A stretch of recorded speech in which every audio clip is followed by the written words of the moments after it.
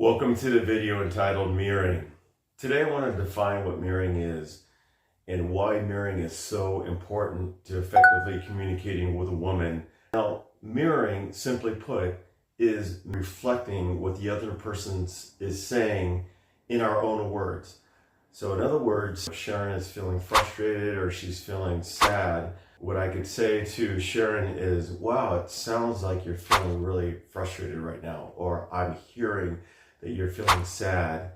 So I'm actually mirroring back to her what they're saying and their feelings and emotions in the moment. What you're doing is you're helping the woman feel seen, heard, and understood.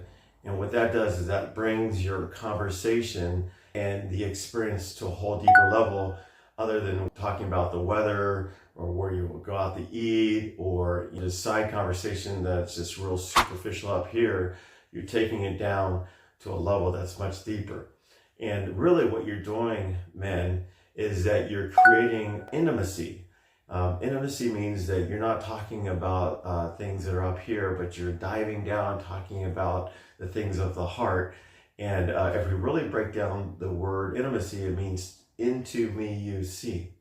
I'll translate this to our relationship with the Lord. When we're sharing our emotions, raw emotions like King David in the Bible, we're sharing frustrations, our sadness.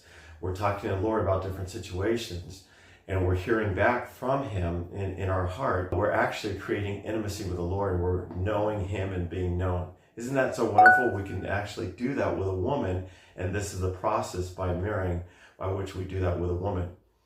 Let's dig a little bit further into this concept of mirroring. Mirroring was actually supposed to be practiced by our parents with us as children, as infants, toddlers, and adolescents growing up into our adult years. When parents mirror back to what we're feeling or experiencing, in other words, when they say, oh, little Johnny or little Susie, what I'm hearing you say is those little boys or little girls were saying mean things to you at school. Basically what happens is the child begins to know what their internal world feels like, what they're feeling, and as the parent mirrors back to them their emotions and feelings, the child begins to know who they are as a person.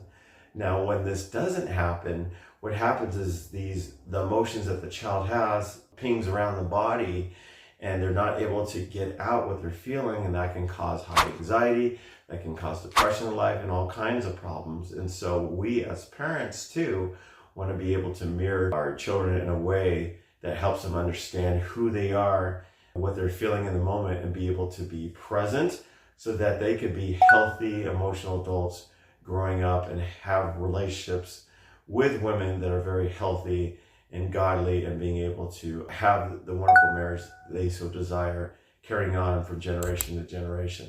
Thank you so much. I'll see you in the next video.